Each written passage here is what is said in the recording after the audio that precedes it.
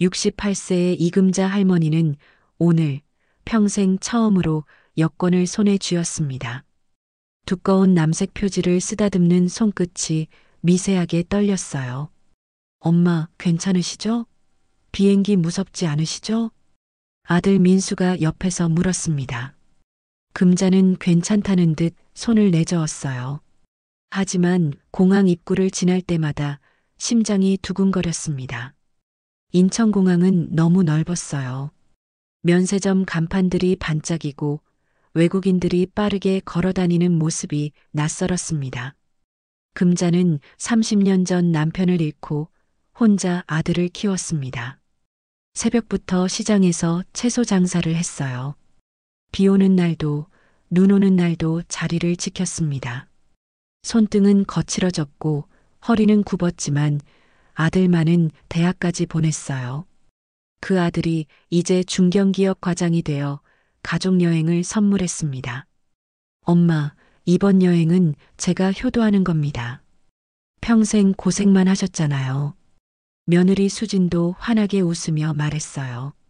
어머니, 동남아 바닷가 정말 예쁘대요. 사진 많이 찍어드릴게요. 금자는 감사했습니다. 하지만 한편으로는 불안했어요. 내가 비행기를 타도 되는 걸까? 혹시 민폐가 되는 건 아닐까? 그런 생각들이 머릿속을 맴돌았습니다. 탑승 게이트를 통과하고 비행기 안으로 들어섰습니다. 좁은 복도를 따라 걸으면서 금자는 숨이 막혔어요. 이렇게 높은 곳을 날아간다니 믿기지 않았습니다. 좌석은 창가였습니다. 아들이 일부러 창가 자리를 예약했다고 했어요. 금자는 조심스럽게 앉았습니다.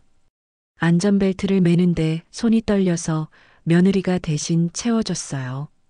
어머니, 편하게 앉으세요. 제가 바로 뒤에 있으니까요. 아들 가족은 바로 뒷좌석이었습니다. 금자는 고개를 끄덕이고 창밖을 내다봤어요. 활주로가 보였습니다. 그때 옆자리에 누군가 앉았습니다. 젊은 외국인 남자였어요. 26쯤 되어 보이는 동남아시아 계통의 얼굴이었습니다. 검은색 티셔츠에 청바지 차림이었어요. 남자는 금자를 보더니 씩 웃었습니다. 헐로. 금자는 당황했어요. 영어를 한마디도 못했습니다. 아, 네. 어색하게 고개만 숙였습니다. 비행기가 이륙하기 시작했어요. 엔진 소리가 점점 커지고 기체가 흔들렸습니다. 금자는 팔걸이를 꽉 움켜쥐었어요. 눈을 질끈 감았습니다. 제발 무사히. 마음속으로 기도했습니다. 얼마나 지났을까요? 비행기가 안정적으로 날기 시작했습니다. 안전벨트 표시등이 꺼졌어요. 금자는 조심스럽게 눈을 떴습니다. 창밖으로 구름이 보였어요. 하얀 솜사탕 같은 구름이 끝없이 펼쳐졌습니다. 아, 이게 하늘이구나. 금자는 잠시 넋을 잃고 바라봤습니다. 그때 옆자리 남자가 다시 말을 걸었어요. 뷰터펄 예스? 남자가 창밖을 가리키며 웃었습니다. 금자는 또 어색하게 웃었어요. 네, 예쁘네요. 한국말로 대답했지만 남자는 알아듣지 못했습니다. 그런데 이상했어요. 남자가 자꾸 금자를 쳐다봤습니다. 무언가 말하고 싶은 듯 입을 열었다 닫았다를 반복했어요. 금자는 불편했습니다. 왜 자꾸 쳐다보는 걸까? 시선을 피해 창밖만 바라봤어요. 1시간쯤 지났을까요? 기내식이 나왔습니다. 금자는 조심스럽게 포크를 들었어요. 밥을 먹는데 옆자리 남자가 갑자기 가방을 뒤지기 시작했습니다. 뭔가를 꺼내더니 금자에게 내밀었어요. 팔찌였습니다. 은색 체인에 작은 사진 액자가 달린 팔찌였어요. 사진 속에는 웃고 있는 가족이 보였습니다. 남자가 팔찌를 금자 손목에 직접 채우려고 했습니다. 금자는 깜짝 놀라 손을 빼려 했어요. 아니, 이건... 하지만 남자는 계속 미소를 지으며 고개를 끄덕였습니다. 기프트, 포유. 그러고는 무언가를 영어로 길게 설명했어요. 금자는 한마디도 알아들을 수 없었습니다. 다만 남자의 표정이 간절해 보였어요. 가족 사진이 담긴 팔찌네. 혹시 돌아가신 가족을 기리는 건가? 금자는 그렇게 생각했습니다. 남자가 너무 간절하게 쳐다봐서 거절할 수가 없었어요. 아, 감사합니다. 금자는 팔찌를 받았습니다. 남자가 직접 금자 손목에 채워줬어요. 은색 체인이 손목에 차갑게 닿았습니다. 팔찌는 생각보다 무거웠어요. 이거 진짜 은인가? 금자는 팔찌를 만지작거렸습니다. 사진 액자 부분이 유난히 두꺼웠어요. 남자는 만족한 듯 웃더니 자리에 기대 눈을 감았습니다. 금자는 팔찌를 바라봤어요. 예쁘긴 하네. 평생 이런 액세서리를 받아본 적이 없었습니다. 젊었을 때도 남편은 이런 걸 사준 적이 없었어요. 그냥 고맙게 받자. 금자는 팔찌를 찬 채로 다시 창밖을 바라봤습니다. 3시간 후 비행기가 착륙했습니다. 더운 공기가 기내로 밀려 들어왔어요. 금자는 아들과 며느리를 따라 비행기에서 내렸습니다. 공항 안은 사람들로 붐볐어요. 형형색색의 옷을 입은 외국인들, 낯선 언어들이 뒤섞였습니다. 금자는 손에 힘을 주고 캐리어를 끌었어요. 입국 심사대로 향했습니다. 줄을 서서 기다리는데 갑자기 뒤에서 거친 손이 금자의 어깨를 움켜쥐었습니다. 금자는 놀라 돌아봤어요. 경찰 제복을 입은 남자들이었습니다. 3명이나 됐어요. 그들은 금자를 둘러쌌습니다. Excuse me, mom. 한 명이 영어로 소리쳤어요. 금자는 당황했습니다. 예, 저요? 아들과 며느리가 놀라 뒤돌아봤습니다. 엄마, 민수가 달려오려 했지만 다른 경찰이 막아섰어요. 경찰들은 금자의 팔을 잡고 억지로 끌고 갔습니다. 잠깐만요. 제가 뭘 잘못했어요? 금자는 소리쳤지만 아무도 대답하지 않았어요. 사람들이 쳐다봤습니다. 금자는 얼굴이 화끈거렸어요. 왜 이러는 거야? 경찰들은 금자를 작은 조사실로 데려갔습니다. 차가운 형광등 아래 쇠 책상 하나만 덩그러니 있었어요. 경찰 한 명이 금자 앞에 섰습니다. 팔찌 보여주세요. 한국어를 하는 통역관이 옆에 있었어요. 금자는 멍하니 자신의 손목을 내밀었습니다. 경찰이 팔찌를 자세히 살펴보더니 사진 액자 부분을 억지로 비틀었어요. 딸깍, 액자가 열렸습니다. 그 안에서 하얀 가루가 든 작은 비닐봉지가 나왔어요. 금자는 눈이 휘둥그레졌습니다. 이게 뭐예요? 경찰이 차갑게 말했습니다. 마약입니다. 당신 운반책 맞죠? 통역관이 한국어로 전했어요. 금자는 머리가 하얘졌습니다. 아니에요. 저는 몰랐어요. 비행기에서 받은 거예요. 금자는 울먹이며 소리쳤습니다. 하지만 경찰은 믿지 않았어요. 그런 변명 다 듣습니다. 일단 조사받으셔야 해요. 금자는 그 자리에 주저앉았습니다. 다리에 힘이 풀렸어요. 내가 마약을 운반했다고?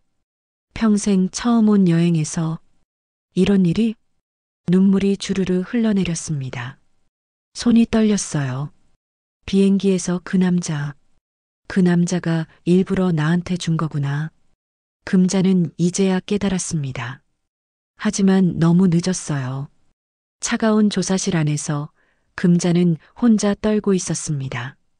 밖에서는 아들의 다급한 목소리가 들려왔어요. 엄마, 엄마. 하지만 문은 굳게 닫혀 있었습니다.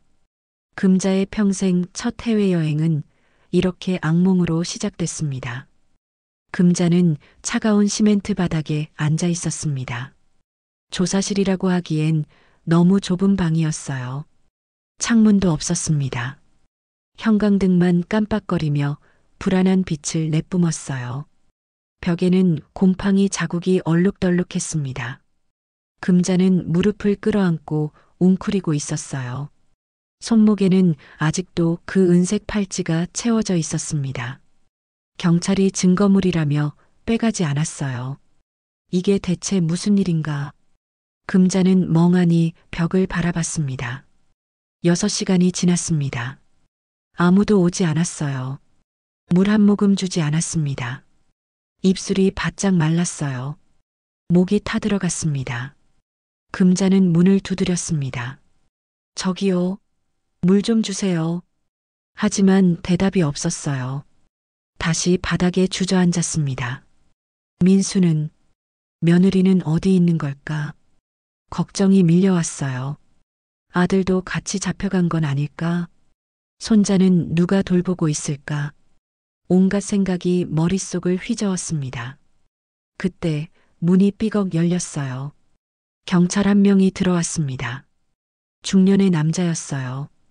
뚱뚱한 체구에 땀이 흥건했습니다. 통역관도 함께 들어왔어요. 젊은 여자였습니다. 화장이 진했고 표정이 차갑했어요. 이금자 씨 맞습니까? 통역관이 한국어로 물었습니다. 금자는 고개를 끄덕였어요. 네, 맞아요. 경찰이 서류를 펼쳤습니다. 뭔가를 읽더니 고개를 저었어요. 당신 마약 조직과 연결되어 있습니다. 통역관이 차갑게 전했습니다. 금자는 소스라치게 놀랐어요. 아니에요. 저는 정말 몰랐어요. 목소리가 떨렸습니다. 비행기에서 옆자리 남자가 준 거예요. 가족 사진이 있길래. 경찰은 비웃듯 웃었습니다. 그런 변명 매일 듣습니다. 증거가 있어야죠. 통역관이 냉정하게 말했어요. 금자는 억울했습니다. 눈물이 또 흘러내렸어요. 제발 제 아들을 불러주세요. 아들이 증명할 수 있어요. 경찰이 고개를 갸웃했습니다. 뭔가 수첩에 적더니 나갔어요. 통역관도 따라 나갔습니다. 문이 다시 굳게 닫혔습니다. 금자는 다시 혼자 남았어요. 시간이 얼마나 흘렀을까요? 금자는 어느새 바닥에 누워 있었습니다. 기력이 없었어요. 배도 고팠습니다. 눈을 감으니 어지러웠어요. 내가 여기서 죽는 건 아니겠지. 그런 생각이 스쳤습니다. 갑자기 문이 열렸어요. 면회 시간입니다. 통역관이 금자를 일으켜 세웠습니다. 금자는 비틀거리며 일어났어요. 다른 방으로 옮겨졌습니다. 그곳에는 투명한 아크릴 창이 있었어요. 창 너머로 아들 민수가 앉아 있었습니다. 며느리 수진도 옆에 있었어요. 금자는 반가워 울음이 터져 나왔습니다. 민수야. 창에 손을 갖다 댔어요. 민수도 손을 뻗었습니다. 하지만 투명한 벽이 가로막고 있었어요. 엄마, 괜찮으세요? 민수가 물었습니다. 목소리가 낮았어요. 금자는 고개를 끄덕였습니다. 응, 괜찮아. 너희는 어떻게 된 거니? 눈물을 닦으며 물었어요. 그런데 이상했습니다. 민수의 표정이 너무 차분했어요. 걱정하는 기색이 보이지 않았습니다. 며느리 수지는 아예 휴대폰만 보고 있었어요. 금자는 가슴이 철렁했습니다. 민수야, 너 왜 그래? 민수가 한숨을 쉬었습니다. 엄마, 이거 좀 복잡해요. 무슨 뜻인지 알 수 없었어요. 금자는 다급하게 물었습니다. 복잡하긴 뭐가 복잡해? 어서 나를 좀 꺼내줘. 목소리가 커졌습니다. 하지만 민수는 고개를 숙였어요. 엄마, 저희도 어떻게 해야 할지 모르겠어요. 그 순간 며느리 수진이 휴대폰을 내려놓았습니다. 금자를 똑바로 쳐다봤어요. 표정이 싸늘했습니다. 어머니, 솔직히 말씀하세요. 정말 아무것도 모르셨어요? 수진의 목소리는 의심으로 가득했어요. 금자는 믿을 수 없었습니다. 수진아, 너 지금 뭐라고 한 거니? 손이 떨렸어요. 수진이 팔짱을 꼈습니다. 어머니가 혹시 돈이 필요하셔서 그런 거 아니에요? 금자는 머리가 멍해졌습니다. 내 며느리가 날 의심하고 있어? 가슴이 무너져 내렸어요. 너희가 날 믿지 못하는 거니? 목소리가 잠겼습니다. 민수가 고개를 들었어요. 엄마, 그게 아니라. 하지만 말을 잇지 못했습니다. 금자는 눈물을 닦았어요. 이럴 수가. 그때 경찰이 들어와 면회 종료를 알렸습니다. 민수가 일어섰어요. 엄마, 저희가 방법을 찾아볼게요. 조금만 기다려 보세요. 하지만 그 말은 힘이 없었습니다. 수지는 가방을 챙기며 일어났어요. 그리고 나가면서 뭔가를 중얼거렸습니다. 정말 골치 아프네. 금자는 그 말을 또렷이 들었습니다. 가슴에 비수가 꽂히는 것 같았어요. 금자는 다시 감방으로 끌려갔습니다. 이번에는 더 좁은 방이었어요. 침대라고 하기엔 너무 딱딱한 판자 하나뿐이었습니다. 화장실은 방 한쪽 구석에 커튼도 없이 있었어요. 금자는 판자에 앉았습니다. 머리를 감쌌어요. 내가 뭘 잘못했길래. 눈물이 멈추지 않았습니다. 밤이 깊어갔습니다. 금자는 잠을 이룰 수 없었어요. 판자는 너무 딱딱했고 모기가 윙윙거렸습니다. 더운 공기가 숨을 막았어요. 새벽 2시쯤이었을까요? 복도에서 소리가 들렸습니다. 금자는 귀를 기울였어요. 여자 목소리였습니다. 저건 수진이 목소리 아닌가? 금자는 조심스럽게 문틈으로 다가갔습니다. 작은 틈 사이로 복도가 보였어요. 며느리 수진이 경찰과 마주 서 있었습니다. 금자를 조사했던 그 뚱뚱한 경찰이었어요. 수진이 가방에서 뭔가를 꺼냈습니다. 두꺼운 갈색 봉투였어요. 경찰에게 건넸습니다. 경찰은 봉투를 받아 열어봤어요. 안에 돈다발이 가득했습니다. 금자는 숨이 멎었습니다. 저게 뭐지? 경찰이 고개를 끄덕였어요. 수진과 무언가 속삭이며 이야기를 나눴습니다. 둘 다 웃고 있었어요. 금자는 온몸이 얼어붙었습니다. 수진이가 경찰한테 돈을 줬어? 대체 무슨 일이지? 머릿속이 복잡했습니다. 수진이 경찰과 악수를 나누고 돌아갔어요. 금자는 재빨리 판자로 돌아가 누웠습니다. 눈을 감았지만 잠이 올 리 없었어요. 쟤들이 날 버리려는 건가? 아니면 나를 이용하려는 건가? 불안이 엄습했습니다. 평생 믿었던 가족이 흔들렸어요. 금자는 이불을 끌어당겼습니다. 몸을 웅크렸어요. 아니야. 분명 오해일 거야. 수진이가 날 구하려고 뭔가 하는 거겠지. 스스로를 다독였습니다. 하지만 가슴 한쪽이 무너져 내리는 기분이었어요. 다음 날 아침이 밝았습니다. 금자는 한숨도 자지 못했어요. 눈밑이 퀭했습니다. 경찰이 문을 열고 들어왔어요. 나오세요. 통역관이 말했습니다. 금자는 비틀거리며 일어났어요. 다시 조사실로 끌려갔습니다. 이번에는 경찰 서너 명이 앉아 있었어요. 가운데 앉은 남자가 금자를 쳐다봤습니다. 고위층처럼 보였어요. 정장을 입고 있었습니다.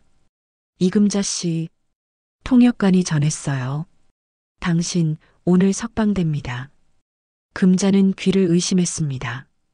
예. 경찰이 서류를 내밀었어요. 증거 불충분으로 석방 조치합니다. 하지만 출국 금지예요. 통역관이 말했습니다. 금자는 어리둥절했어요. 그럼 제가 나갈 수 있는 건가요? 네. 지금 바로요. 금자는 믿기지 않았습니다. 하지만 경찰이 문을 열어줬어요. 금자는 비틀거리며 밖으로 나왔습니다. 복도에서 민수와 수진이 기다리고 있었어요. 엄마, 민수가 달려왔습니다. 금자를 껴안았어요. 하지만 금자는 몸이 굳었습니다. 어젯밤 본 장면이 떠올랐어요. 며느리가 경찰에게 돈을 건네던 모습. 금자는 수진을 쳐다봤습니다. 수진은 미소를 지으며 말했어요. 어머니, 다행이에요. 드디어 나오셨네요. 그 미소가 진심인지 거짓인지 알 수 없었습니다. 금자는 아무 말도 하지 못했어요. 가슴속에 의심의 씨앗이 자라나고 있었습니다. 대체 무슨 일이 벌어지고 있는 거지? 이번엔 진짜 납치됐다. 경찰서를 나서자 따가운 햇살이 쏟아졌습니다. 금자는 눈을 가렸어요. 이틀 만에 보는 햇빛이었습니다. 공기가 달랐어요. 자유의 공기였습니다. 하지만 금자의 마음은 무거웠어요. 민수가 금자의 캐리어를 끌었습니다. 엄마, 호텔로 가요. 쉬셔야죠. 수진도 옆에서 금자의 팔을 부축했어요. 어머니, 많이 놀라셨죠? 이제 괜찮아요. 금자는 대답하지 않았습니다.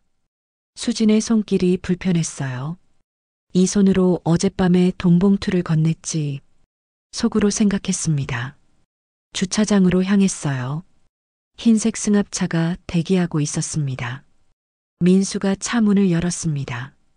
엄마 타세요. 금자는 조심스럽게 올라탔어요. 뒷좌석 맨 끝에 앉았습니다. 민수와 수진이 앞쪽에 앉았어요. 운전기사는 현지인이었습니다. 검은 선글라스를 끼고 있었어요. 차가 출발했습니다. 도로는 복잡했어요. 오토바이들이 쌩쌩 지나갔습니다. 노점상들이 길가에 빼곡했어요. 금자는 창밖을 멍하니 바라봤습니다. 이게 내가 꿈꿨던 여행인가? 쓸쓸한 기분이 들었어요. 앞좌석에서 민수와 수진이 속삭이며 대화했습니다. 목소리가 작아 잘 들리지 않았어요. 하지만 금자는 귀를 기울였습니다. 그래도 됐어. 일단 나왔으니까. 수진의 목소리였어요. 얼마나 더 걸릴까? 민수가 물었습니다. 조금만 더. 참아. 수진이 대답했어요. 금자는 미간을 찌푸렸습니다. 대체 무슨 이야기를 하는 거지? 불안감이 커졌어요. 차는 계속 달렸습니다. 시간이 꽤 지났어요. 호텔이 있는 관광지는 진작 지나쳤습니다. 금자는 고개를 들었어요. 민수야, 우리 어디 가는 거니? 민수가 뒤돌아봤습니다. 아, 호텔 위치가 좀 외곽이에요. 조용한 곳으로 잡았어요. 그렇게 대답했어요. 하지만 표정이 어색했습니다. 금자는 다시 창밖을 봤어요. 주변이 점점 한적해졌습니다. 건물이 드문드문 보였어요. 나무가 우거진 길로 접어들었습니다. 이상하다. 금자는 가슴이 두근거렸어요. 그때 차가 갑자기 멈췄습니다. 급정거였어요. 금자는 앞으로 쏠렸습니다. 깜짝 놀라 고개를 들었어요. 앞에 검은색 SUV 한 대가 길을 막고 있었습니다. 차 문이 열리더니 남자 4명이 내렸어요. 모두 덩치가 컸습니다. 얼굴에 흉터가 있는 자도 있었어요. 금자는 숨이 막혔습니다. 민수야, 저 사람들 누구야? 목소리가 떨렸어요. 하지만 민수는 대답하지 않았습니다. 고개를 숙이고 있었어요. 수진도 말이 없었습니다. 남자들이 승합차로 다가왔어요. 차 문을 억지로 열었습니다. 내려. 그들은 한국어를 했습니다. 금자는 얼어붙었어요. 저기요.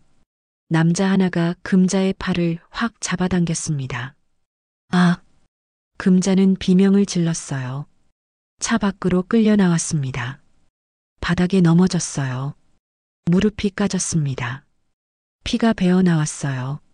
민수야, 도와줘. 금자는 울부짖었습니다. 하지만 민수는 차 안에서 고개만 숙이고 있었어요. 수진도 창밖을 보지 않았습니다. 금자는 그 순간 깨달았어요. 쟤들이 날 판 거구나. 온몸이 얼어붙었습니다. 남자들이 금자를 끌고 검은 SUV로 갔습니다. 금자는 발버둥 쳤어요. 나요. 나 달라고요. 하지만 남자들의 힘은 셌습니다. 금자를 차 안으로 밀어 넣었어요. 문이 쾅 닫혔습니다. 차 안은 어두웠어요. 창문이 검은 필름으로 가려져 있었습니다. 금자 옆에 남자 2명이 앉았어요. 앞좌석에도 2명이 있었습니다. 차가 출발했어요. 금자는 숨을 헐떡였습니다. 당신들 누구예요? 왜 이러는 거예요? 목소리가 갈라졌어요. 옆자리 남자가 금자를 쳐다봤습니다. 30대 후반쯤 되어 보였어요. 턱에 수염이 덥수룩했습니다. 가만히 있어. 낮은 목소리로 말했어요.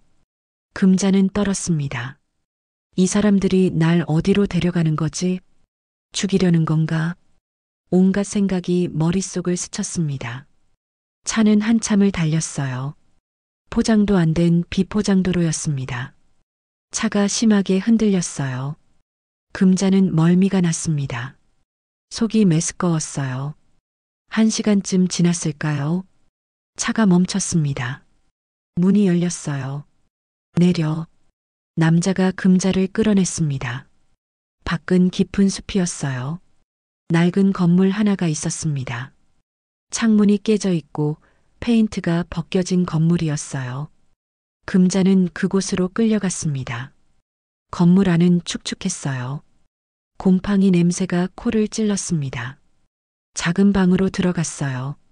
의자 하나만 덩그러니 있었습니다. 남자들이 금자를 의자에 앉혔어요. 밧줄로 묶으려 했습니다. 금자는 발버둥 쳤어요. 하지 마세요. 제발. 하지만 소용없었어요. 손목과 발목이 묶였습니다. 밧줄이 파고들어 아팠어요. 남자 하나가 금자 앞에 섰습니다. 리더처럼 보였어요. 40대 초반 날카로운 눈매였습니다. 정장을 입고 있었어요. 금자를 내려다봤습니다. 이금자 씨. 그가 한국어로 말했어요. 발음이 정확했습니다. 금자는 숨을 삼켰어요. 당신이 누군지 알아요. 남자가 말을 이었습니다. 금자는 고개를 저었어요. 저는 그냥 평범한 사람이에요. 목소리가 떨렸습니다. 남자가 비웃었어요. 평범한 사람? 거짓말 마세요. 그는 주머니에서 사진 한 장을 꺼냈습니다. 금자 앞에 들이밀었어요. 낡은 흑백 사진이었습니다. 금자는 눈이 커졌어요. 사진 속에는 젊은 시절의 금자가 있었습니다. 26쯤 되었을 때였어요. 옆에 남자가 서 있었습니다. 정장을 입은 잘생긴 남자였어요. 금자는 숨이 멎었습니다. 저건 우리 남편이잖아. 남자가 차갑게 웃었어요. 당신 남편 최동욱. 그가 누군지 알고 계시죠? 금자는 멍했습니다. 동욱이는 30년 전에 죽었어요. 떨리는 목소리로 말했어요. 남자가 고개를 저었습니다. 죽었다고요? 아니에요. 살아있어요. 금자는 귀를 의심했어요. 뭐라고요? 남자가 사진을 도로 주머니에 넣었습니다. 최동욱은 한국 대기업 회장의 숨겨진 아들이에요. 당신은 그의 아내고. 금자는 머리가 하얘졌습니다. 말도 안 돼요. 목소리가 잠겼어요. 남자가 금자에게 바짝 다가왔습니다. 우리는 당신 남편을 찾고 있어요. 그가 숨긴 돈을 가져와야 해요. 금자는 고개를 저었어요. 저는 몰라요. 남편은 죽었다니까요. 눈물이 쏟아졌습니다. 남자가 한숨을 쉬었어요. 그렇게 나오시면 방법을 바꿔야겠네요. 그는 뒤로 물러섰습니다. 부하 한 명에게 손짓했어요. 부하가 휴대폰을 꺼냈습니다. 금자 앞에 들이밀었어요. 화면에는 동영상이 재생되고 있었습니다. 금자의 손자였어요. 7살 지훈이가 놀이터에서 놀고 있었습니다. 금자는 심장이 멎는 것 같았어요. 지훈이, 남자가 차갑게 말했습니다. 당신이 협조하지 않으면 손자가 위험해질 거예요. 금자는 온몸이 떨렸습니다. 안 돼요. 제발 아이는 건드리지 마세요. 목이 메었어요. 남자가 휴대폰을 꺼냈습니다. 그럼 전화 한 통 받으세요. 그는 번호를 눌렀어요. 스피커폰으로 전환했습니다. 신호음이 울렸어요. 2번, 3번. 그리고 누군가 전화를 받았습니다. 여보세요? 남자 목소리였어요.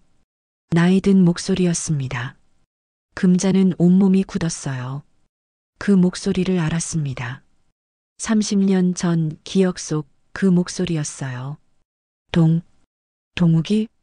금자는 떨리는 목소리로 물었습니다. 전화기 너머로 긴 침묵이 흘렀어요. 그리고 한숨 소리가 들렸습니다. 금자야, 미안하다. 금자의 눈에서 눈물이 주르륵 흘러내렸습니다. 그 목소리는 진짜였어요. 남편 최동욱의 목소리였습니다. 금자는 울음을 터뜨렸습니다. 당신, 살아있었어요? 목이 메어 말이 제대로 나오지 않았어요. 남편이 전화기 너머에서 말했습니다. 내가 다 설명할게. 조금만 기다려. 금자는 정신이 혼미했어요. 이게 대체 무슨 일이지? 납치범 리더가 전화를 끊었습니다. 금자를 내려다봤어요. 이제 믿으시겠어요? 당신 남편은 살아있어요. 금자는 고개를 떨궜습니다. 눈물만 뚝뚝 떨어졌어요. 평생 죽은 줄 알았던 남편이 살아있었습니다. 그것도 재벌가에 숨겨진 아들이라니. 금자는 아무것도 이해할 수 없었어요. 남자들이 방을 나갔습니다. 문이 잠겼어요. 금자는 의자에 묶인 채 혼자 남았습니다. 어둠이 내렸어요. 창문 틈으로 달빛만 새어들었습니다. 금자는 목 놓아 울었습니다. 왜 이제야? 밤은 길었습니다. 금자는 의자에 묶인 채 정신을 잃었다 깼다를 반복했어요. 손목의 밧줄 자국에서 피가 배어나왔습니다. 팔이 저렸어요. 감각이 없었습니다. 창문 틈으로 새벽빛이 스며들었어요. 금자는 눈을 떴습니다. 입술이 갈라져 있었어요. 목이 타들어갔습니다. 문이 열렸어요. 납치범 중 한 명이 물 한 컵을 들고 들어왔습니다. 금자의 입에 물을 억지로 부어 넣었어요. 금자는 사례가 들려 기침을 했습니다. 물이 턱을 타고 흘러내렸어요. 남자는 아무 말 없이 나갔습니다. 문이 다시 잠겼어요. 금자는 천천히 정신을 차렸습니다. 동욱이가 살아있다니. 어젯밤 전화 통화가 떠올랐어요.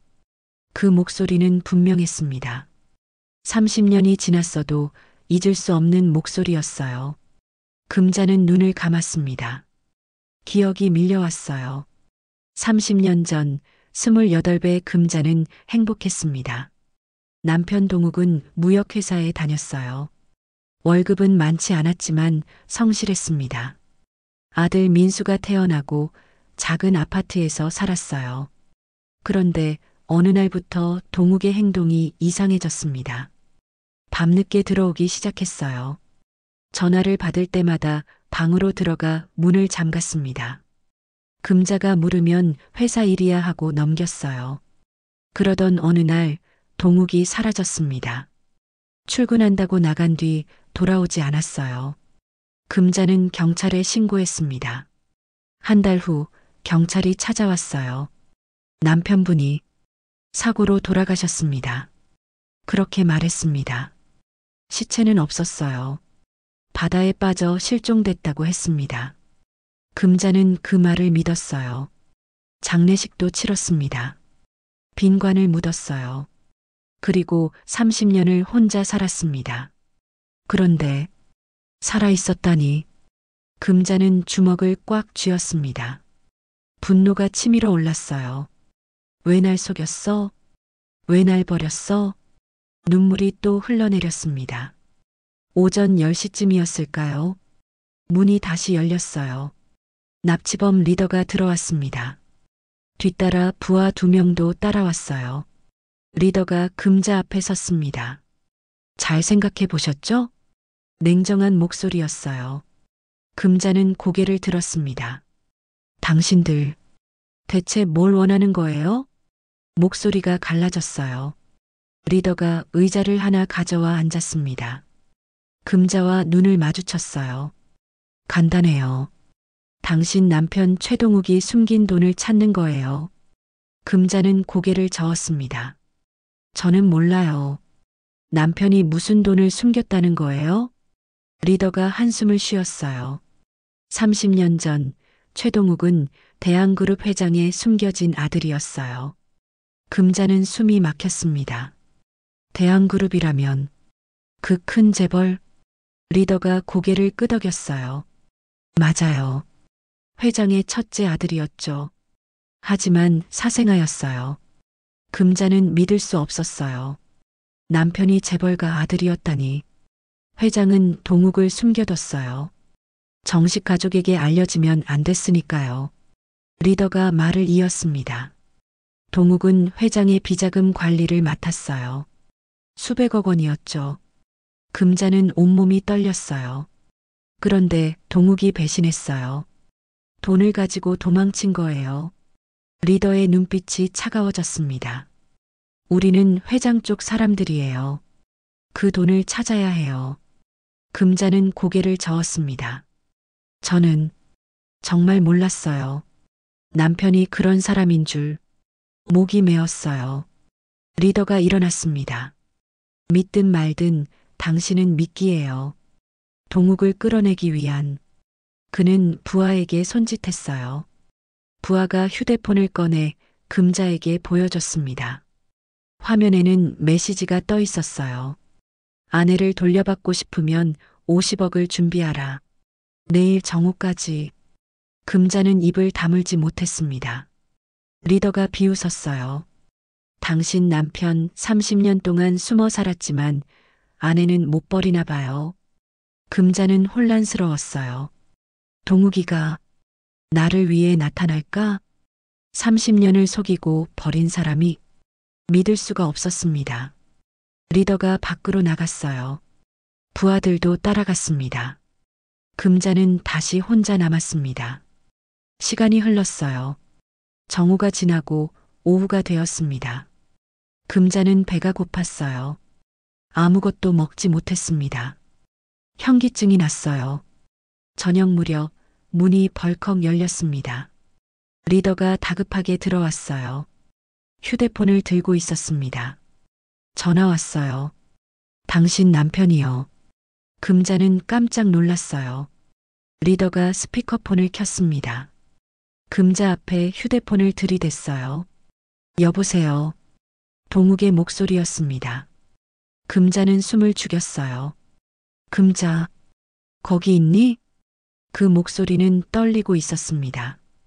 금자는 입을 열었어요. 당신, 목소리가 나오지 않았습니다. 다시 한번 힘을 주어 말했어요. 당신, 정말 살아 있었어요? 동욱이 한숨을 쉬었습니다. 미안해. 정말, 미안해. 금자는 눈물이 쏟아졌어요. 왜요? 왜 날 속였어요? 목이 메었습니다. 왜 30년 동안 혼자 살게 했어요? 울음이 터져 나왔어요. 동욱도 전화기 너머에서 울고 있는 것 같았습니다. 내가 살아있으면 너희가 위험했어. 떨리는 목소리였어요. 회장 쪽 사람들이 날 쫓고 있었어. 가족까지 해칠 수 있었어. 금자는 고개를 저었습니다. 그래서요? 그래서 우릴 버린 거예요? 목소리가 높아졌어요. 민수는 아빠 없이 자랐어요. 손주도 봤어요. 금자는 울부짖었습니다. 동욱이 말했습니다. 미안해. 정말 미안해. 하지만 이제 내가 책임질게. 리더가 끼어들었어요. 감동적인 재회는 그만하고 돈 이야기나 합시다. 냉정한 목소리였습니다. 동욱이 대답했어요. 50억? 준비했어요. 아내를 풀어주세요. 리더가 비웃었습니다. 믿을 수 있나요? 직접 만나야죠. 동욱이 침묵했어요. 잠시 후 대답했습니다. 좋아요. 내일 정오 위치를 알려주세요. 리더가 만족한 듯 웃었어요. 현명한 선택이에요. 혼자 오세요. 경찰 데려오면 그는 금자를 쳐다봤습니다.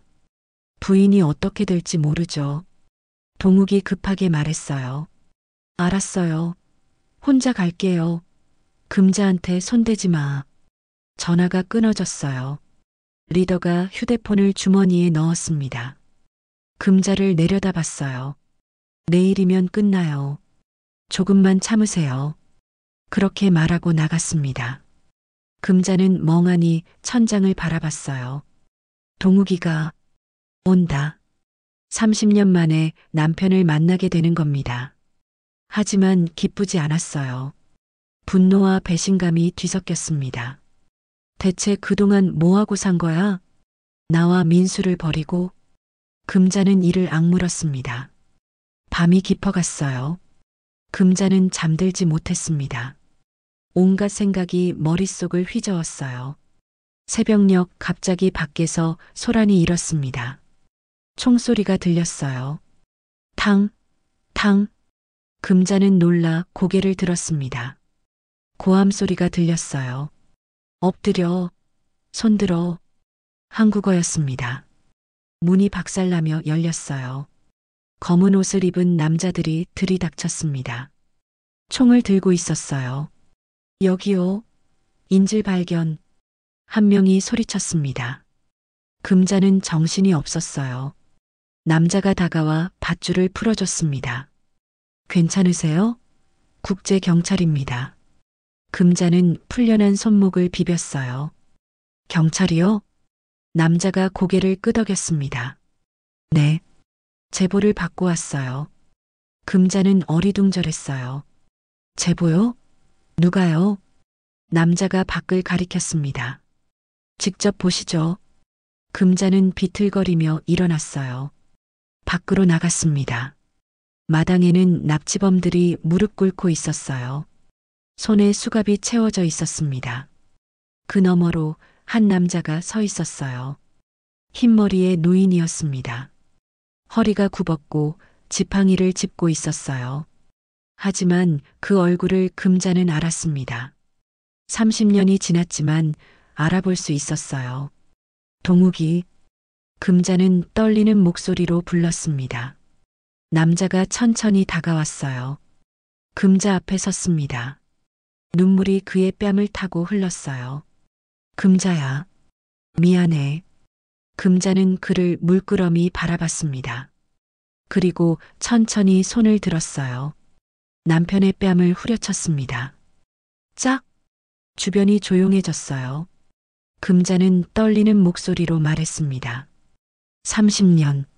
30년을 기다렸어요. 눈물이 주르륵 흘러내렸습니다. 동욱은 고개를 숙였어요. 아무 말도 하지 못했습니다. 금자는 그 자리에 주저앉아 울었습니다. 끝없이 울었습니다. 경찰 차량이 금자를 태우고 출발했습니다. 동욱도 다른 차에 탔어요. 금자는 창밖을 멍하니 바라봤습니다. 해가 떠오르고 있었어요. 붉은 아침 햇살이 나무 사이로 스며들었습니다. 하지만 금자의 마음은 어두웠어요. 이제 어떻게 해야 하지? 경찰서에 도착했습니다. 깨끗한 조사실로 안내됐어요. 의자도 푹신했고 에어컨도 시원했습니다. 차 한 잔이 놓여 있었어요. 한국인 경찰관이 들어왔습니다. 중년의 여자였어요. 이금자 씨 고생 많으셨습니다. 따뜻한 목소리였어요. 금자는 고개를 끄덕였습니다. 진술을 받아야 하는데 괜찮으시겠어요? 금자는 천천히 고개를 끄덕였어요. 1시간 동안 진술이 이어졌습니다. 비행기에서 있었던 일부터 납치까지 금자는 모든 걸 이야기했어요. 경찰관이 고개를 끄덕이며 기록했습니다. 남편분 최동욱 씨가 제보자였어요. 경찰관이 말했습니다. 금자는 놀랐어요.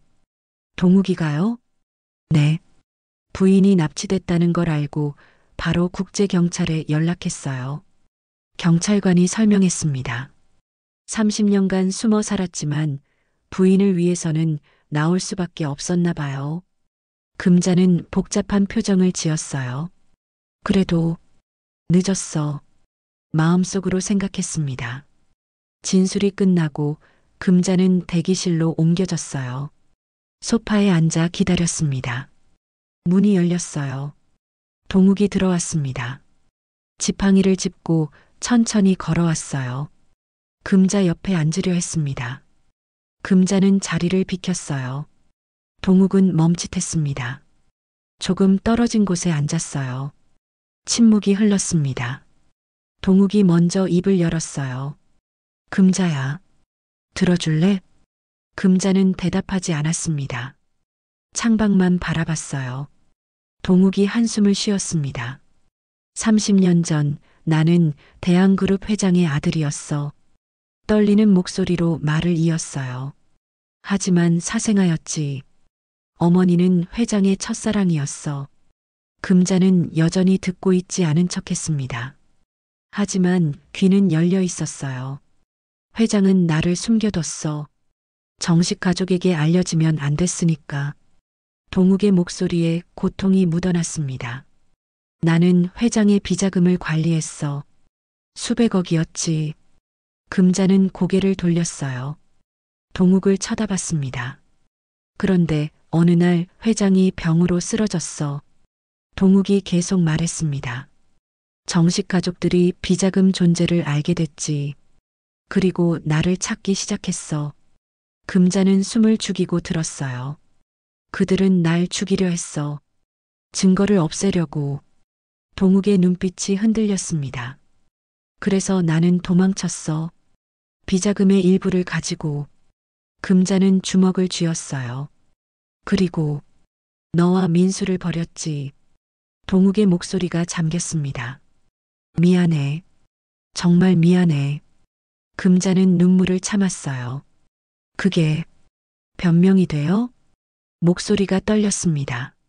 30년 동안 혼자 애 키우고 굶고 아프고 금자는 울음을 터뜨렸어요.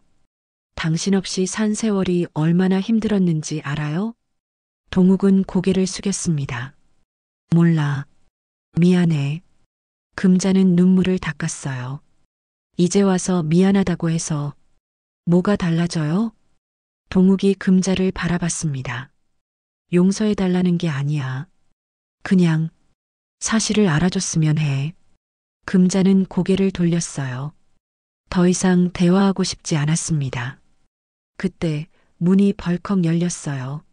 엄마, 민수가 뛰어들어왔습니다. 며느리 수진도 함께였어요. 민수가 금자를 껴안았습니다. 엄마, 괜찮으세요? 다치신 데는 없어요? 금자는 아들의 품에 안겼어요. 응, 괜찮아. 수진도 다가왔습니다. 어머니, 정말 죄송해요. 그녀의 눈에 눈물이 가득했어요. 금자는 수진을 쳐다봤습니다. 수진아, 너 경찰한테 돈 준 거 봤어. 수진이 고개를 숙였어요. 그게 설명할게요. 그녀가 무릎을 꿇었습니다. 금자는 놀랐어요. 일어나요, 수진아. 하지만 수진은 일어나지 않았습니다. 어머니, 사실은요. 그녀가 떨리는 목소리로 말했어요. 저는 아버님 행방을 알고 있었어요. 금자는 숨이 막혔습니다. 뭐라고? 민수도 놀라 수진을 쳐다봤어요. 여보, 그게 무슨 소리야? 수진이 눈물을 흘렸습니다. 저희 아버지가 사립 탐정이었어요. 금자는 멍했습니다. 10년 전 아버지가 의뢰를 받았어요. 최동욱이란 사람을 찾는 거였어요. 수진이 말을 이었습니다. 그때 저는 아버지 일을 돕고 있었고 민수 오빠를 만났어요.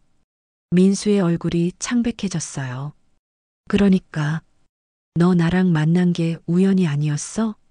수진은 고개를 숙였습니다. 처음엔 조사 때문이었어요.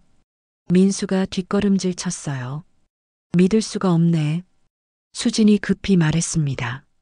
하지만 오빠를 사랑하게 됐어요. 진심이에요. 금자는 모든 게 무너지는 기분이었어요. 그래서 경찰한테 돈을 준 거예요? 수진이 고개를 끄덕였습니다. 네. 어머니를 일부러 위험에 빠뜨렸어요. 금자는 온몸이 얼어붙었습니다. 아버님을 끌어내기 위해서였어요.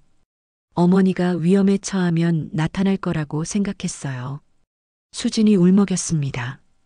죄송해요. 정말 죄송해요.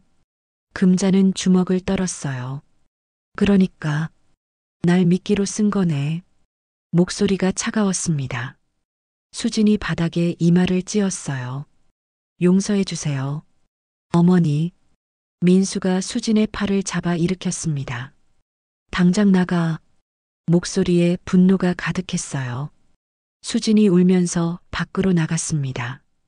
민수도 금자 앞에 무릎을 꿇었어요. 엄마, 저도 몰랐어요. 진짜예요. 눈물을 흘렸습니다. 저도 속은 거예요. 제발 믿어주세요. 금자는 아들을 내려다봤습니다. 30년을 혼자 키운 아들이었어요. 일어나 민수야.